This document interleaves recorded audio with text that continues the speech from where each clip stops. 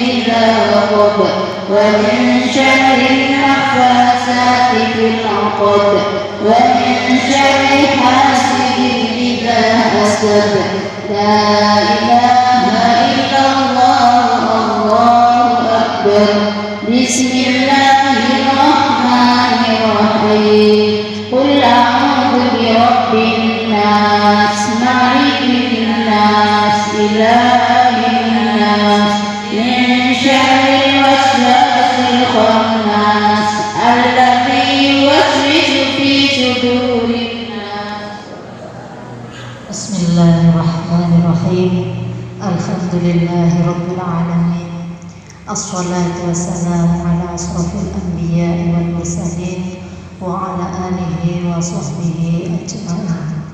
قال رب اشرح لي صدري ويسر لي أمري واحلل عقدة من lisani yafqahu qawli.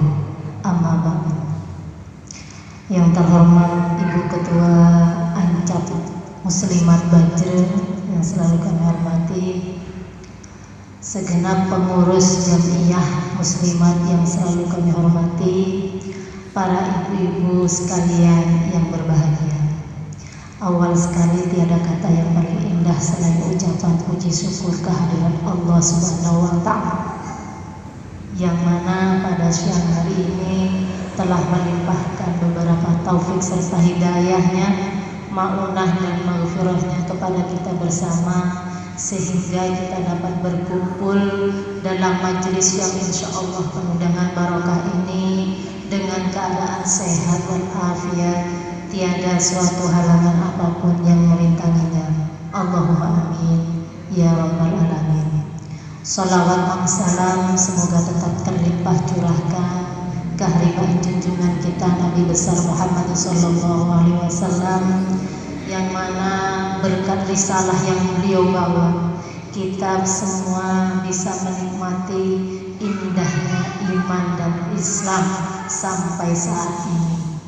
Dan semoga kita semua termasuk golongan umat yang akan mendapatkan syafaat beliau kelak di yaumul qiyamah. Allahumma amin ya rabbal alamin. Para ibu-ibu muslimat sekalian yang berbahagia, saya hadir di sini yang nomor satu adalah silaturahim, yang nomor dua karena atas permintaan rekan saya Ibu Nur Faidah sebagai sesama penyuluh agama Islam non PNS Kabupaten Tabanan. Kebetulan tempat tugas saya adalah di Kecamatan Penebel. Ada yang tahu Penebel ibu-ibu? Insya Allah tahu semua kalau keluarga Bajre, karena banyak saudara yang di Penebel, dan saya sendiri tinggalnya juga di Penebel. Jadi bukan orang jauh, saya orang Penebel. Iya, perkenalkan sebelum ke materi, saya boleh perkenalan dulu ya ibu-ibu, karena ada ungkapan tak kenal maka tak sayang. Siapapun nanti yang ketemu saya, silahkan menyapa. Kalaupun saya lupa, tolong diingatkan. Saya jamaah di Bajre bukan? Karena manusia sifatnya lupa, nggak mungkin saya menghafal satu ini. Tolong disapa saja. Nama lengkap saya Ika Arini Alafiati. Panjang ini, tapi biasa dipanggil oleh rekan sesama penyuluh Ibu Ika. Tapi kalau sampean di Penebel nanya Bu Ika, gak bakalan ada yang kenal, karena saya lebih dikenal dengan nama Bu Riza, Ibu Eliza, kenalnya Bu Riza. Tapi kalau di kalangan anak-anak kenalnya Bu Arini, beda-beda ya. Alhamdulillah, insya Allah kalau Bu Arini semua kenal. Cuman karena di kalangan kantor lebih mengenalnya nama depannya Bu Ika. Suami masih satu ibu ya. Anaknya juga masih satu. Alhamdulillah. Sebelum kita ke materi pokok tentang perawatan jenazah, ada pertanyaan tentang data saya? Cukup lengkap ya? Panggil saja Ibu Ika atau Bu Riza juga boleh, Bu Arini juga boleh. Kalau Alafiati itu seolah gila, gak ada yang kenal. Sebelum perawatan jenazah, semua orang akan mengalami mati, Ibu. Benar, ini sifatnya rukun kifayah. Kalau sudah ada, katanya menurut Bu Ida tadi, satu aja yang bisa, satu aja yang mengerjakan, maka gugur kewajiban yang lain. Tapi untuk belajar ilmunya itu fardu ain. Artinya fardu ain, semua orang harus bisa, harus mengerti. Karena apa? Maut itu sifatnya rahasia. Lah kalau kita mengandalkan orang satu saja yang bisa tanpa yang lain tahu, kalau dia hidup selamanya, semua orang wajib tahu ilmunya. Tapi gak usah rebutan kalau ketika merawat jenazah. Kalau sudah ada yang ngambil, silahkan, jangan berebut aku aja. Gak perlu ibu-ibu ya.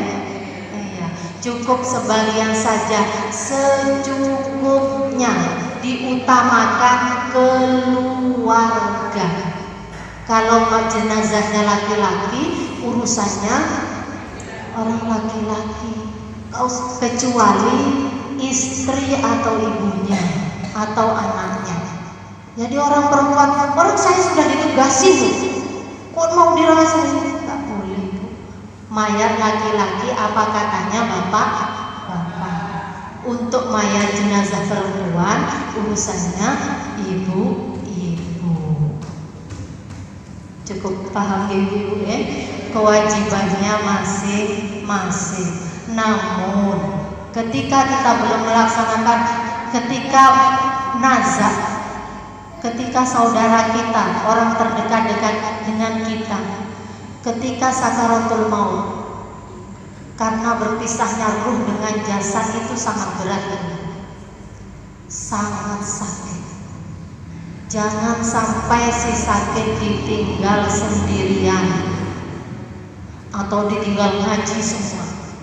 Boleh mengaji ketika orang sakaratul maut, boleh, tapi harus ada satu orang yang di samping si sakit.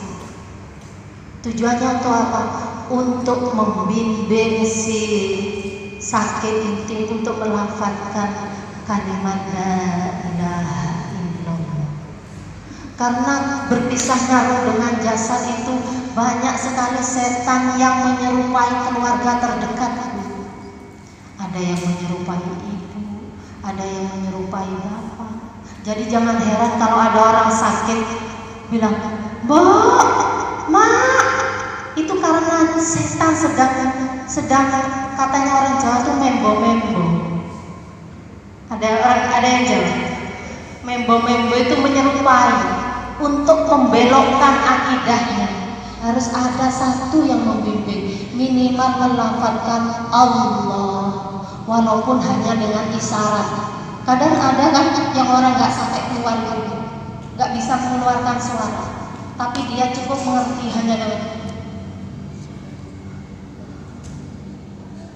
Jadi jangan sampai ditinggal.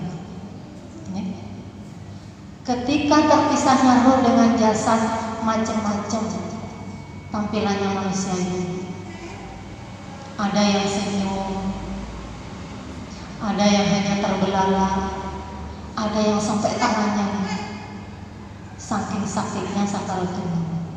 Ketika kita di samping si sakit sudah dalam keadaan sakaratul maut dan sudah yakin kita bahwa roh sudah terlepas, sudah yakin kita, ketika mata terbelalak, tolong dipejamkan, jangan dibiarkan ibu ya, jangan takut.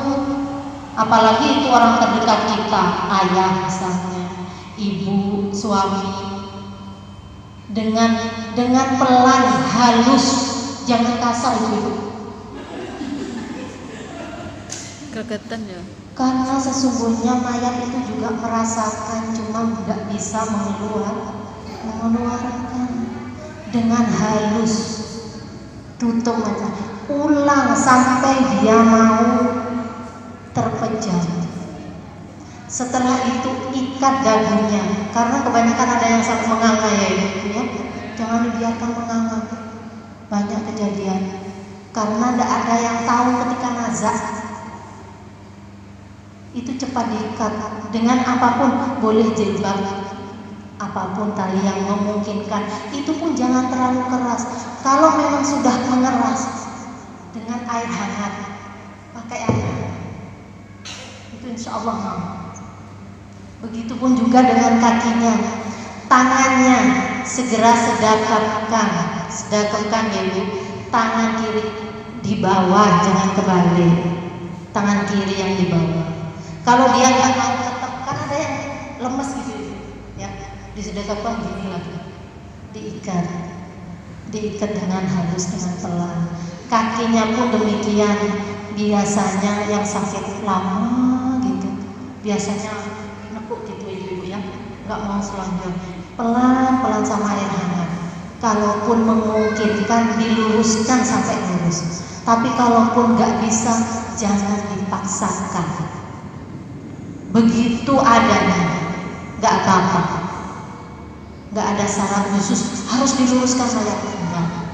Jangan dipaksakan, karena bisa menyakiti mayit, menyakiti jenazah. Itu ibu-ibu ya. Nah, sekarang langsung ke perawatan jenazah. Fardu kifayahnya orang meninggal itu ada 4 ibu. Yang pertama adalah memandikan. Yang nomor 2 mengkafani. Yang nomor 3 mensolatkan. Yang nomor 4 menguburkan. Namun yang berperan, ibu-ibu biasanya yang paling berperan adalah ketika memandikan dan mengkafani. Itu yang paling berperan. Kalau mensolatkan hanya beberapa saja. Namun lebih utama keluarga terdekat harus ikut mensolatkan. Ibu-ibu mensolatkan, karena itu yang terakhir sangunya orang yang kita sayangi, ikut mensolatkan. Sebelum memandikan ibu-ibu, sesudah semua tertutup, mata terpejam, semua sudah diikat, tangan sudah disedekapkan, kaki sudah dirapikan, segera tutup dengan kain penutup. Biasanya kain batik ya. Itu nggak harus kain batik, kain apapun, yang penting menutup seluruh anggota tubuh. Nah, sekarang urutannya apa? Memandikan. Namun sebelum memandikan, kafan sudah harus siap ibu. Jangan mengambil jenazah untuk memandikan, kafan belum ada, semuanya belum siap.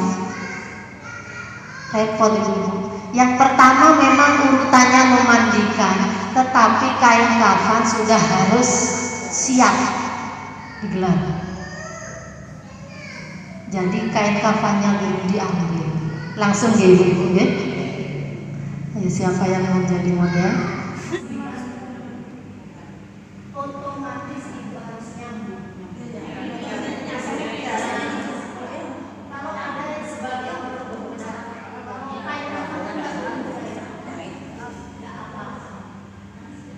karena kita mengambil ini harus melihat kondisi dia dalam keadaan jadi kalau untuk kain ini kondisional, terserah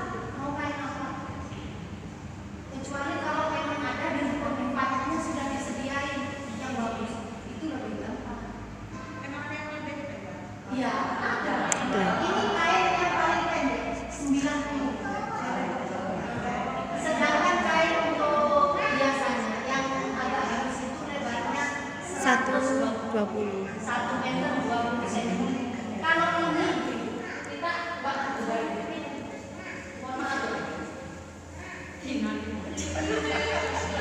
kita nggak bisa menentukan harus sekian meter. Kita lihat jenazahnya dulu. Makanya yang lupa. Nah, saya pinter. Langsung jenazahnya. Ya. Ini harus ya. Cukur Mbak. Dilebihi 2 jengkal dari panjang. Iya, 2 jengkal di atas kepala, 2 jengkal di bawah. Biar gampang diikat. Oh enggak Bu, ada yang ini, ada yang ke depan membantu itu biar tahu maksudnya. Nah, ini setelah diukur, ini mau bikin beneran? Oh ya, ya. Karena ini kayak tadi kita ambil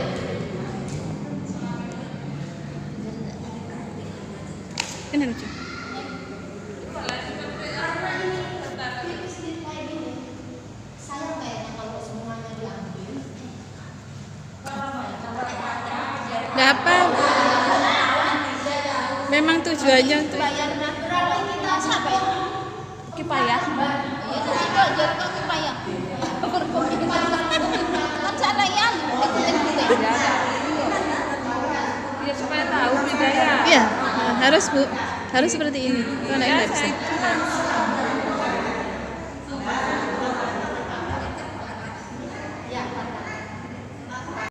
biasanya sebelum memandikan pasti tanya kuat kamu mandi. Maksudnya bukan hanya kuat jasmaninya ya, perasaannya. Karena kita akan melihat langsung wajah jenazah. Sedangkan aurat tetap harus tertutup. Ketika air ini sudah siap, jangan lupa siapkan kapas dan juga tempat sampah, kantong kresek. Jadi itu disiapkan biar apa tujuannya? Sisa-sisa menggosok itu nggak dibuang berceceran, langsung dimasukin di sampah. Jangan dibakar sampahnya ini, sampah jenazah dikubur, ditanam. Sudah paham sampai sini? Langsung ditidurkan aja. Ingat, nah jangan sampai terlalu terlentang ini. Juga harus disiapkan kain basahan yang kering. Ini kan seumpama kain basahannya sakit ya. Sampai yang maju.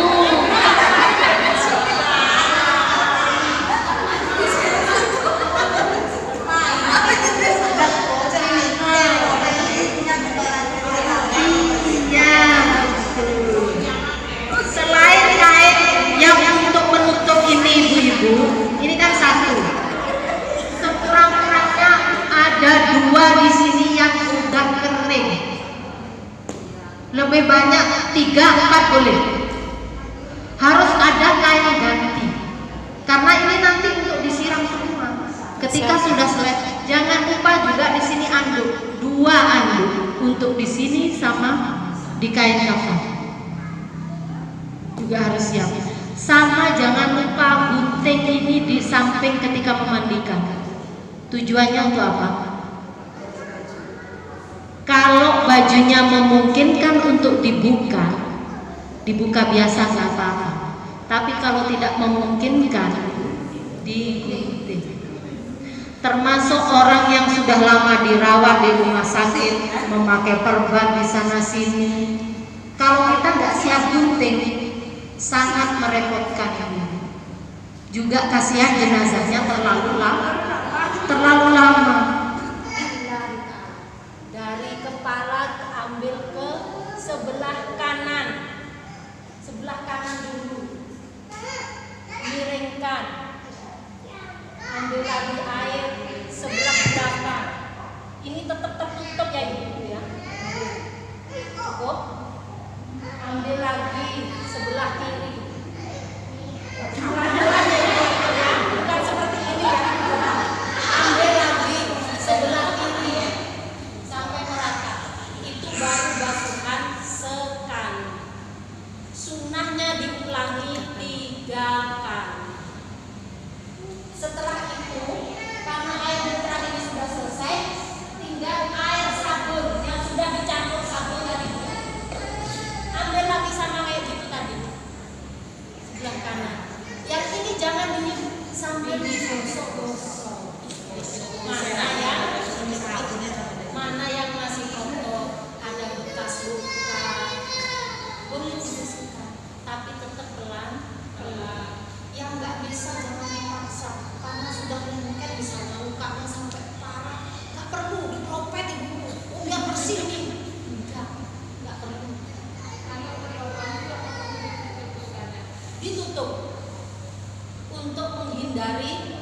besar. Sama apa? Sama apa aja sekiranya disabut dengan kapas. Itu tapi nanti prosesnya nanti setelah selesai. Ya, selesai memandikannya. Udah sabunnya 2,5 kali ya. Digosok-gosok terus sampai bersih. Air itu jangan sampai boleh pakai air keran, tapi harus volumenya pelan ya. Setelah itu, setelah semua dirasa bersih, kuku-kukunya bersih, biasanya pakai apa itu? Tempat. Batangnya daun sirih. Itu pun kondisional, kalau nggak ada yang nggak pakai nggak apa-apa. Nggak harus ada. Kalau mau pakai juga untuk bersihin kuku-kukunya. Nah, setelah semua dirasa sudah bersih, sudah cukup, tinggal kita menyiramkan air bunga. Sudah bersih ya ibu ya, sudah bersih banget. Harus mengecek semua, lagi dilihat duburnya, diulang lagi, dilihat, udah gak keluar, udah bersih nih, udah siramkan air bunga. Setelah air bunga baru air kapur bagus. Setelah semua bersih, kain ini ibu-ibu sebelum tadi ya sudah selesai sabun sebelum awal, sebelum bunga ini harus sudah diganti ibu-ibu, diganti sebelum dibubuhkan. Ingat caranya untuk ngambil itu. Nah, ini dulu harus di atas dipegang, baru digeser. Ini larinya kemana? Gabungin di tempat sampah, tapi nanti diambil, jangan dibuat. Biar maksud saya itu biar nggak kemana-mana kotorannya. Ada yang ditaruh di sana. Selesai itu nggak bakalan orang ngurus itu bubar. Jadinya kalau jadi satu di satu tempat sampah kita gampang ngurus. Gampang. Kalau ada kantong sampah tuh yang hitam itu lebih bagus. Setelah ini baru diwudukan seperti saya tadi wudu. Setelah itu baru diaduk. Setelah semua udah diaduk, diadukin pelan-pelan. Setelah dirasa sudah cukup kering, ini kan sudah basah karena untuk diganti lagi dengan yang kering. Sama caranya seperti tadi. Jangan sampai auratnya jenazah terbuka.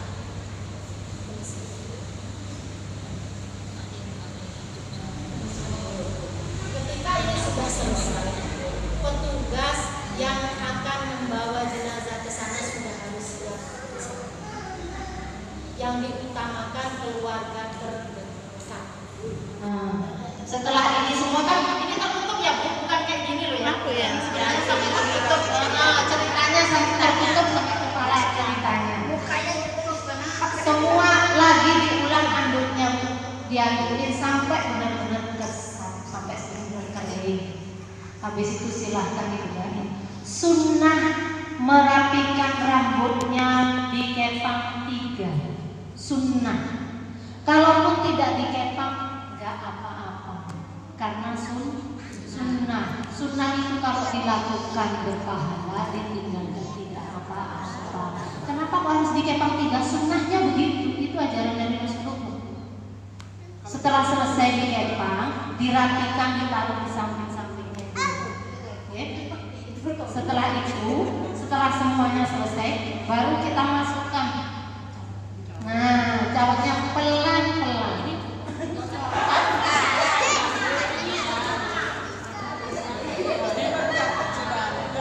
Rapikan ya ibu, harus rapi. Boleh diangkat kakinya boleh. Harus rapi. Kanan. Selalu kanan. Baru kemudian bajunya, bajunya. Selalu kanan. Itu karena tadi kelihatan sebenarnya setelah tadi baru kerudungnya. Kalau tinggi tadi kudunya. Nah, Ini dirapikan ya. gitu. Ibu Nggak begitu. untuk pemakaian salah. Ini biasanya dirapikan di lehernya, Bu. Nah, ini Bu, iya, ya. Bukan ditaruh di belakangnya. Ini karena kainnya enggak perlu dibuka aja. Iya.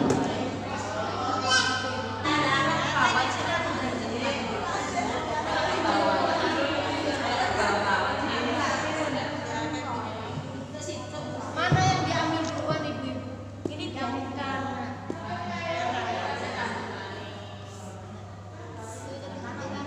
Permisi.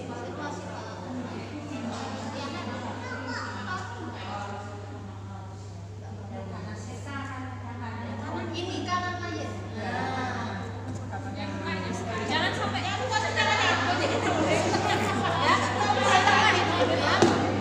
Tujuannya apa?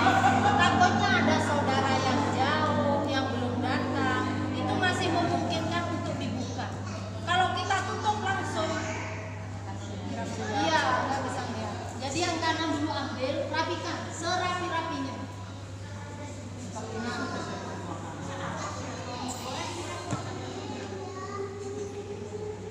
Lalu yang kiri, sama serapi-rapinya. Ini kan yang bilang karena kainnya kecil ya.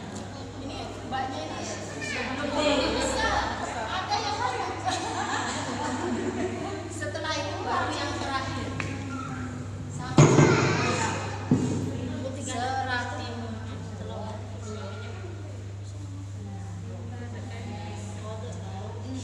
baru yang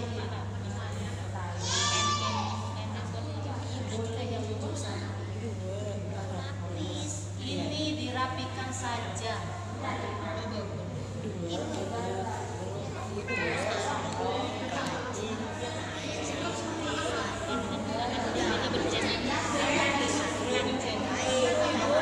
Nikahnya bisa tali langsung katanya orang Jawa. Tali santai, tali pasti, tali biasa, bukan tali mati. Sengkelan, sengkelan bisa buka. Ya,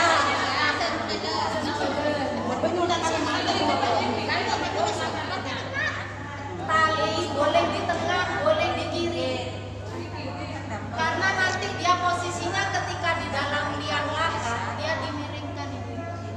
Untuk memudahkan dibuka itu posisinya di kiri. Dia nanti kan dimiringkan ke kanan. Atas kakinya itu. Iya.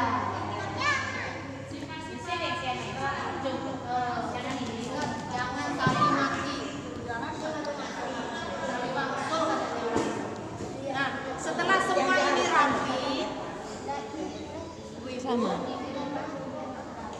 ambil lagi kain yang bersih untuk ini dibiarin dulu, tujuannya untuk siapa yang terakhir mau nyium. Boleh silakan. Masih nunggu saudaranya dalam perjalanan. Jangan, Bu. Petugas tetap standby di samping mayat. Mayat sebelum disolatkan petugas tetap standby di samping jenazah. Berarti ikan itu semua tidak ada yang mati ya? Tidak ada. Karena semua